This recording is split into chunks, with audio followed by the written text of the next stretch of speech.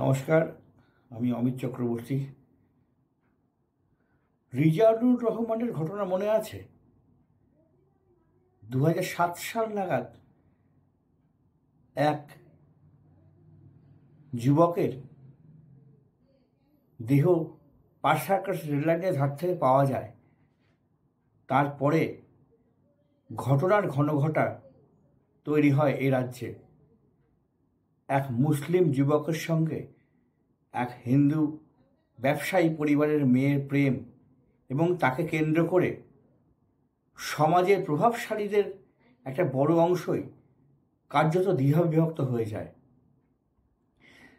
তার পরবর্তী কয়েকটা বছর সেই বিষয়টা প্রায় সব ক্ষেত্রেই উদাহরণ হয়ে উঠে এসেছিল, কারণ এ রাজ্যের মানুষ সেই ঘটনার আগে সামাজিকভাবে মোমবাতি মিছিল হয়তো আর কোনো ঘটনায় করেনি। রিজানুরের ঘটনাতেই তা প্রথম দেখা গিয়েছিল। অথচ সেই রিজানুরের মৃত্যুর ঘটনা এবং তাকে কেন্দ্র করে মামলা তা দীর্ঘ হতে হতে আজও বেঁচে রয়েছে কলকাতা হাইকোর্টের এজলাসে। কেন প্রসঙ্গটা বললাম তা বলতে গেলে প্রসঙ্গটা আসবে আরজি করের।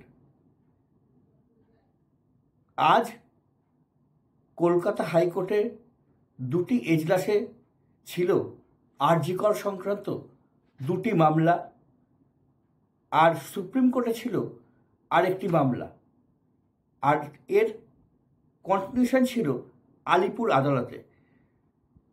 জানিয়ে দিই, প্রথম ঘটনা বিচারপতি দেবাংশু বসাকের এজলাসে, যেখানে আজ রায় ঘোষণা হওয়ার কথা ছিল যে আরজি করের ঘটনায় সঞ্জয় রায়ের যাবজ্জীবন যে সাজা দিয়েছে নিম্ন আদালত, তা চ্যালেঞ্জ করে হাইকোর্টে এসেছিল রাজ্য সরকার ফাঁসির দাবিতে। রাজ্য এই ফাঁসির দাবির আবেদন করতে পারে কি না, মামলার মূল বিষয় ছিল সেটাই। আজ বিচারপতি দেবাংশু বসাকের বেঞ্চ রায় দিতে গিয়ে জানিয়ে দিয়েছে যে না, রাজ্যের কোনো এখতিয়ার নেই এই আবেদন করার। কারণ এই মামলা প্রথম শুরু করেছিল কলকাতা পুলিশ, পরবর্তীতে তাদের ওপর ভরসা না রাখতে পেরে সিবিআইকে কলকাতা হাইকোর্ট এই মামলা দিয়ে দেয় এবং সেই রায় কনফার্ম করে সুপ্রিম কোর্ট। ফলে রাজ্যের কোনো এখতিয়ার নেই, রাজ্যের আবেদন খারিজ হয়ে গেছে। যদিও সিবিআই একই আবেদন করেছে, সিবিআই আবেদনটা গ্রাহ্য হয়েছে। আগামী দিনে এই মামলাটার মূল মামলার শুনানি, অর্থাৎ যাবজ্জীবনই থাকবে না যে ফাঁসি হবে সঞ্জয় রায়ের, সেই মূল মামলার শুনানি শুরু হবে আগামী দিনে। এটা ঘটে এক। দ্বিতীয়ত, বিচারপতি জয়মাল্য বাগচির এজলাসে ছিল সন্দীপ ঘোষদের আবেদনের মামলা। সিঙ্গেল বেঞ্চ এর আগে অর্ডার দিয়েছিল যে 7 দিনের মধ্যে মূল বিচার অর্থাৎ ট্রায়াল শুরু করতে হবে। সেই রায় চ্যালেঞ্জ করে বিচারপতি জয়মাল্য বাগচির ডিভিশন বেঞ্চে আসেন মামলাকারীরা। এই প্রসঙ্গেই উঠে আসছে রিজানুরের মামলা। বিচারপতি জয়মাল্য বাগচি গতকালও একই কথা বলেছিলেন যে কোনোভাবেই বিচার দীর্ঘায়িত হোক তা কলকাতা হাইকোর্ট চায় না।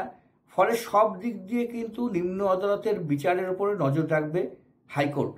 আজ সেই প্রসঙ্গেই বিচারপতি জয়মাল্য বাগচি বলেছেন যে কোনোভাবেই রিজানুরের মতো মামলাকে কিন্তু দীর্ঘায়িত হতে দেওয়া যাবে না।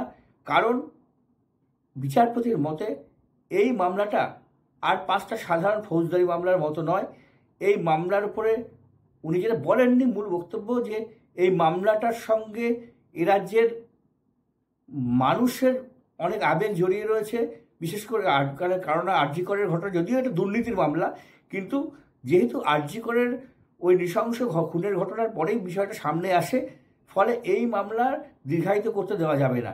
অভিযুক্তরা কোনোভাবেই কোনো ট্যাকটিস করে যাতে এই মূল বিচার ট্রায়াল যাতে পিছিয়ে না যেতে পারে সেই দিকে ওরা যাতে না করতে পারে সেই দিকে কিন্তু হাইকোর্ট নজর রাখবে।